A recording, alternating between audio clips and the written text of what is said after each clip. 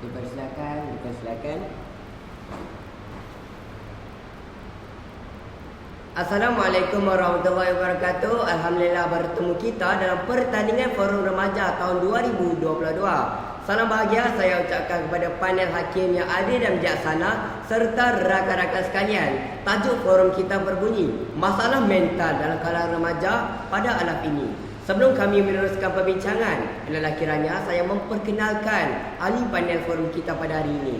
Saya, Muhammad Afiq Haziq sebagai pengerusi forum. Pada hari ini saya ditemani oleh 3 jejaka yang segak lagi bergaya.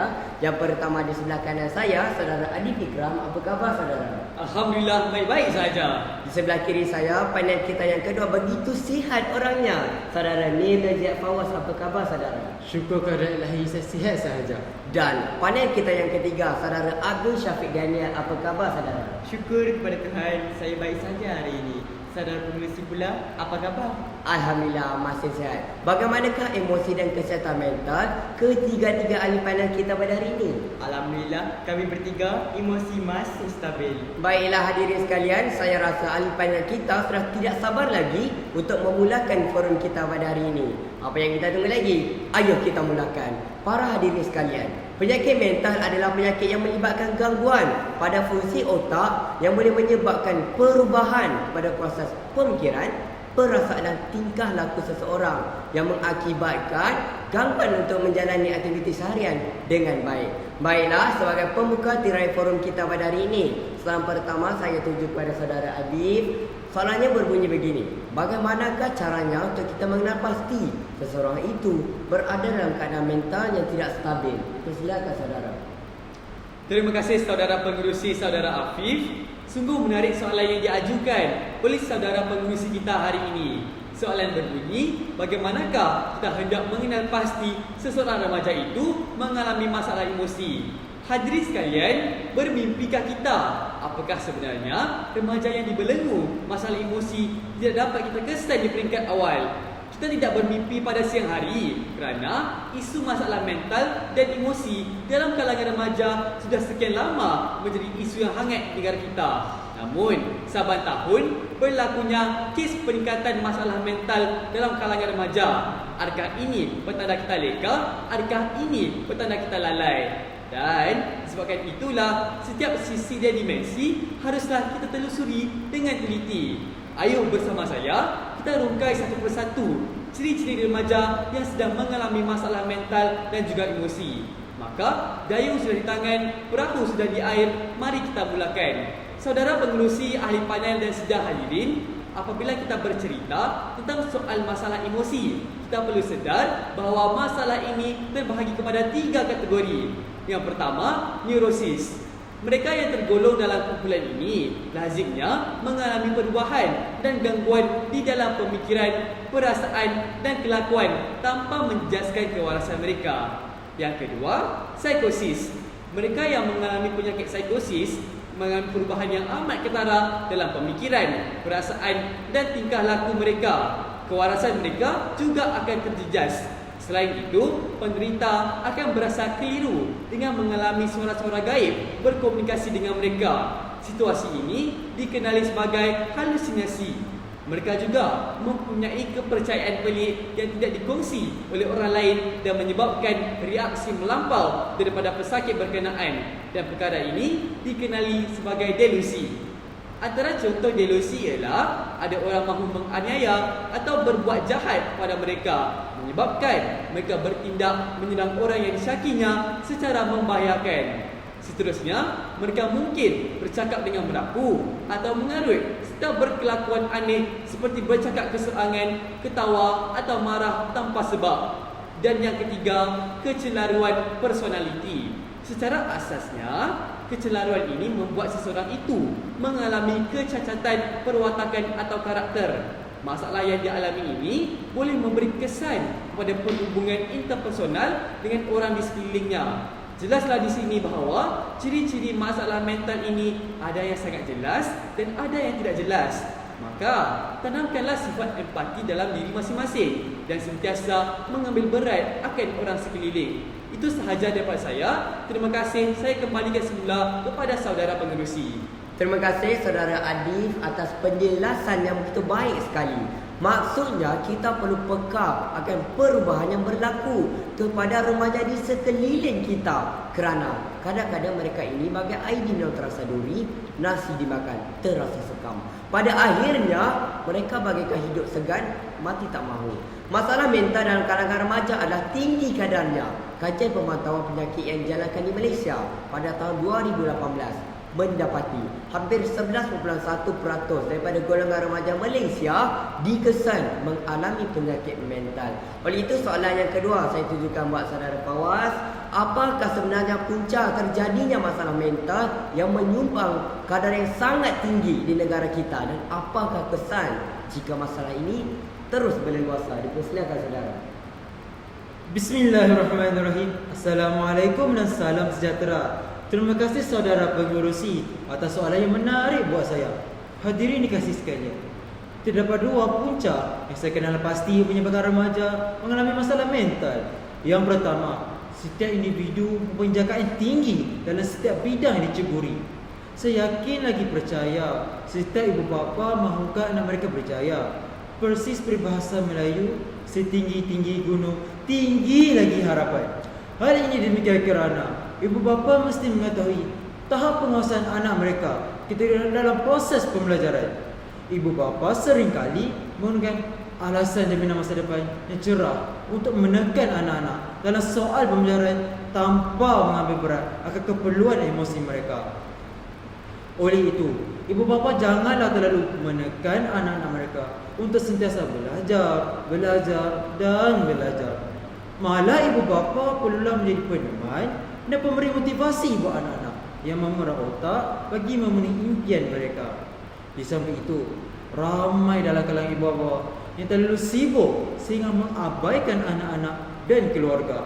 Jelaslah bahawa remaja akan mendapat kurang perhatian daripada orang tuanya. Ironinya, mereka sering terasa diabaikan dan akhirnya memberontak demi menagih perhatian ibu bapa. Perasaan terabai, kurang kasih sayang dan perhatian ini akan membawa kepada masalah kesihatan mental mereka.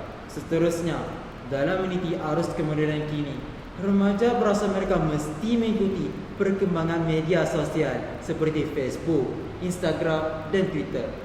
Rakan-rakan sedang menonton, anda pasti memiliki akaun media sosial, bukan? Seawal usia 10 tahun lagi, mereka sudah mempunyai akaun media sosial sendiri.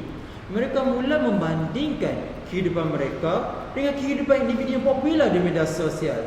Lantas, mereka mahu memiliki keinginan yang sama. Namun, halangan daripada ibu bapa atau ketidakmampuan akan menyebabkan mereka memberontak dan menghadapi tekanan. Ada pula remaja yang tertekan kerana buli cyber, yakni apabila mereka melakukan atau berbicara hal yang tidak sepatutnya, orang ramai mula mengecam atau berbicara tentang mereka. Dan situasi ini akan memberi tekanan kepada remaja tersebut. Selanjutnya, mari kita bersama-sama mendalami apakah implikasi yang akan dialami oleh remaja terhadap penyakit mental ini. Yang pertama, penderita akan lebih cenderung untuk tidak bersosial dengan orang ramai. Hal ini demikian kerana penderita mempunyai kawan-kawan imajinasi yang berpunca daripada delusi yang dialaminya. Tambahan pula, masalah delusi ini juga mampu menghasut si penderita untuk melukakan diri sendiri yang berpunca daripada perasaan tidak puas hati ataupun perasaan marah. Hal ini dibuktikan dengan berita yang diterbitkan oleh Sinar Harian pada Jun 2020, iaitu kecederaan seorang remaja perempuan yang menghiris lengannya bagi melepaskan rasa amarah yang terpendam sekian lamanya. Yang kedua, berlakunya diskriminasi bagi individu yang didiagnos sebagai pesakit mental. Diakui bahawa stigma dan diskriminasi ini terhadap pesakit mental masih berleluasa. Lantaran itu, begitu ramai orang cenderung melihat penyakit mental ini dari sudut yang negatif. Misalnya, menganggap bahawa seseorang itu mengada-ngada dan hanya berdrama semata-mata. Sedangkan bersandarkan laporan penyelidikan sistem kesihatan Malaysia Mac 2016, penyakit mental adalah penyebab utama kerugian bagi individu, keluarga, majikan, sistem kesihatan dan kebangsaan. Hal ini kerana masalah mental melibatkan kos kesihatan secara langsung dan tidak langsung, ketidakhadiran, kehilangan produktiviti semasa di tempat kerja dan mengurangkan pendapatan negara. Itu sahaja daripada saya. Terima kasih. Terima kasih juga kepada saudara Fawaz atas penerangan yang begitu jelas sekali.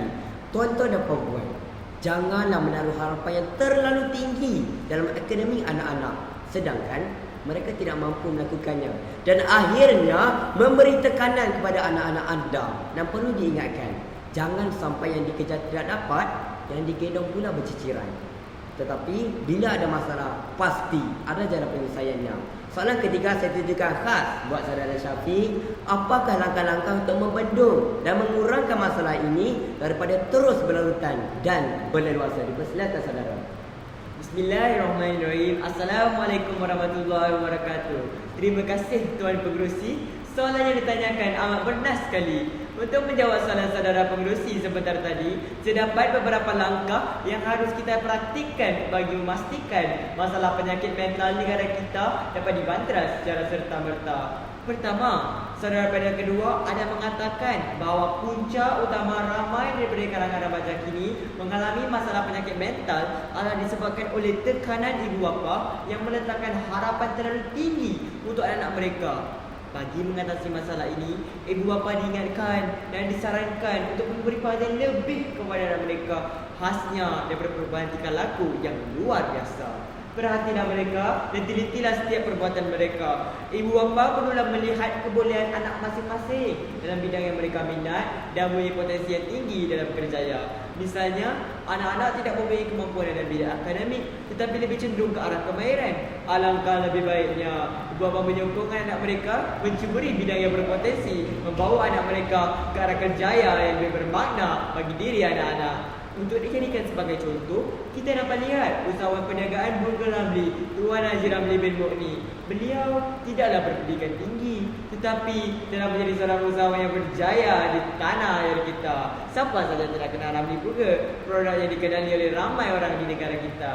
Justru sebagai seorang ibu bapa merupakan satu tanggungjawab yang besar untuk mendidik anak mereka supaya mereka tidak cenderung ke arah kemurungan yang boleh mengakibatkan penyakit mental kepada anak-anak ini. Seterusnya, isu buli cyber antara kalangan pelajar yang sudah lama menjadi buah mulut masyarakat. Menurut laporan dari Tabung Kanak-kanak Pertubuhan Bangsa-Bangsa Bersatu UNICEF, Malaysia telah menduduki tempat kedua di Asia bagi buli cyber yang berlaku dalam kalangan remaja pada tahun 2021.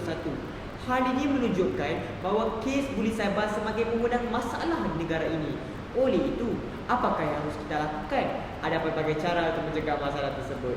Pertama sekali, mangsa buli cyber haruslah memberanikan diri dengan pemilih mereka untuk menghentikan gangguan tersebut. Mangsa juga haruslah mencari alternatif lain seperti menghubung rakan terdekat mereka atau sesiapa saja yang boleh membantu mereka. Selain itu, mangsa juga haruslah memberitahu orang yang lebih dewasa seperti ibu bapa kita kerana mereka lah lebih banyak makan garam daripada kita.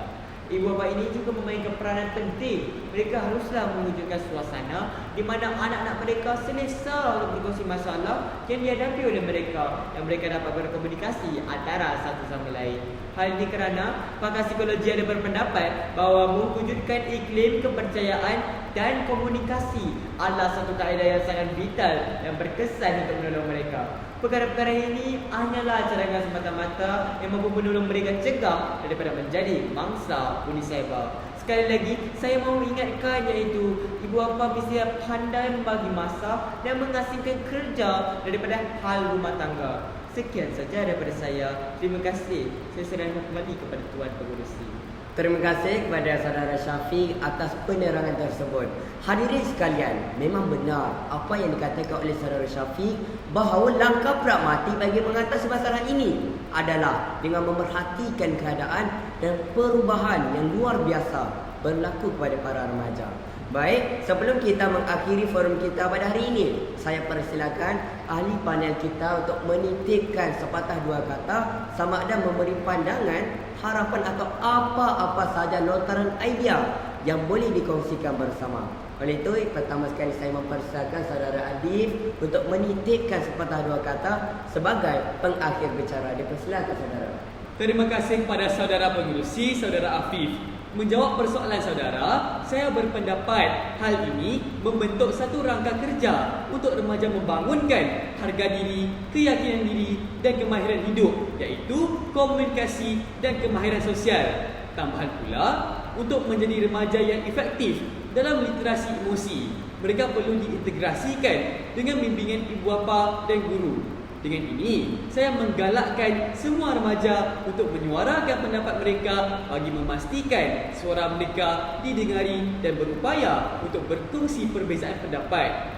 Menerima hakikat perkara ini bukanlah satu perkara yang mudah untuk mengatasi masalah mental. Maka, perkara ini juga merupakan satu asbab untuk orang sekeliling membantu dalam memberi sokongan dan motivasi kepada remaja yang mengalami masalah ini.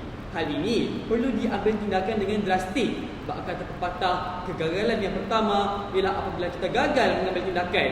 Selain itu, kita hendaklah bertindak berdasarkan pilihan yang ada dan terbaik setelah mempertimbangkan kebaikan dan keburukan serta membuat keputusan tanpa menyinggung perasaan, keperluan dan kedudukan orang lain dalam apa-apa jua situasi. Akhir kata, tingkatkan keazaman dan terus berjaya dalam menangani masalah mental untuk kesejahteraan hidup para remaja. Sekian, terima kasih. Saya kembalikan kepada saudara pengerusi. Ada betulnya apa yang saudara Adif sampaikan sebentar tadi. Kemahiran sosial dan komunikasi adalah sangat penting bagi membentuk remaja yang sihat. Terima kasih saudara Adif. Seterusnya saya mempersilakan saudara Syafiq untuk mengungkapkan sepatah dua kata sebelum forum pada hari ini menabuhkan tiranya. Dipersilakan saudara. Terima kasih kepada saudara pengerusi. Jelaslah bahawa masyarakat kita pada hari ini menganggap masalah mental ini hanyalah satu perkara yang remeh yang tidak perlu diendahkan seperti yang dikatakan oleh saudara Fawaz sebentar tadi. Oleh yang demikian, apakah langkah-langkah yang harus kita lakukan supaya isu masalah penyakit mental dapat diketengahkan dalam kalangan masyarakat kita? Pertama sekali, pihak sekolah memainkan peranan penting dalam usaha membantras masalah penyakit mental negara kita. Terdapat berbagai cara yang dapat dilakukan. Antaranya, pihak sekolah perlulah mengimplementasikan pembelajaran kesihatan mental dalam silibus pendidikan pelajar supaya mereka dapat belajar mengawal sedia dan menstabilkan emosi mereka. Sudah terang lagi bersuluh bahawa masyarakat Malaysia pada masa ini kurang pengetahuan dan kesedaran tentang permasalahan psikologi sebegini. Ramai yang berpendapat, terutamanya ahli masyarakat yang lebih tua, yang merasakan permasalahan tekanan sebegitu hal biasa, dan generasi hari ini kelihatan lebih lemah atau lembik berbanding mereka ketika berada dalam lingkungan usia serupa. Justru tanggapan sebeginilah yang mencetuskan pelbagai reaksi dan istilah seperti generasi jeli. Sebagai rakyat yang bertanggungjawab, kita harusnya tidak memberi anggapan sebegini kepada para remaja yang mengalami masalah tekanan mental ini sudah lama berperang dengan masalah mental mereka. Itu sahaja ulasan saya. Saya serah kembali kepada saudara pengerusi. Terima kasih saudara Syafiq atas penerangan tersebut sekali lagi. Oleh itu sudah terang lagi bersuluh bahawa semua pihak haruslah berganding bahu bagi au dengan tebing bagi membantras masalah ini. Akhir sekali saya mempersilakan saudara Fawaz untuk menyatakan harapannya dalam mengatasi masalah mental dalam kalangan remaja di Malaysia. Persilakan. Bismillahirrahmanirrahim. Terima kasih saudara pengerusi. Akhir kalam daripada saya, hasrat saya ialah ingin membantu negara yang tercinta ini dalam melahirkan generasi muda yang lebih berkualiti dan mampu bersaing di peringkat antarabangsa. Walaupun topik perbincangan kita pada hari ini hanyalah berlaku pada golongan minoriti sahaja, namun kita janganlah sekali leka dan lalai terhadap gejala ini. Harapan saya di sini ialah agar semua lapisan, terutamanya ibu bapa, haruslah sentiasa peka tentang status atau tahap kesihatan anak-anak mereka. Tambahan pula, ada sesetengah masyarakat beranggapan bahawa penyakit mental ini adalah perkara remeh-temeh dan memandang hanya sebelah mata sahaja. Sebaliknya, kita haruslah berusaha dalam membendung masalah ini bagi memastikan remaja menjadi aset bernilai kepada negara yang mampu memberi impak yang maksimum pada masa akan datang, insya-Allah. Sekian sahaja daripada saya. Saya serahkan semula kepada saudara pengerusi. Terima kasih. Remaja adalah harapan bangsa. Itulah yang ditekankan oleh saudara Fawaz sebentar tadi. Hadirin sekalian, seperti yang saya katakan sebentar tadi, remaja adalah harapan kita untuk memimpin dan memajukan negara kita pada masa akan datang. Oleh itu, marilah kita bersama-sama memberi perhatian dan memberi kasih sayang yang sepenuhnya kepada para remaja, kerana pemuda harapan bangsa, pemudi tiang negara. Dengan itu, tamatlah sudah forum kita pada hari ini. Kami menyusun 10 jari memohon ampun dan maaf seandainya sepanjang kami mengendalikan forum pada hari ini terdapat kekhilafan atau terlanjur kata yang menyinggung perasaan hadirin sekalian. Sesungguhnya yang baik itu datang daripada Allah dan segala kekurangan itu datang daripada kami sendiri. Pesanan saya kepada remaja di luar sana, jaga kesihatan dan jaga diri baik-baik. Sekian. Assalamualaikum warahmatullahi wabarakatuh.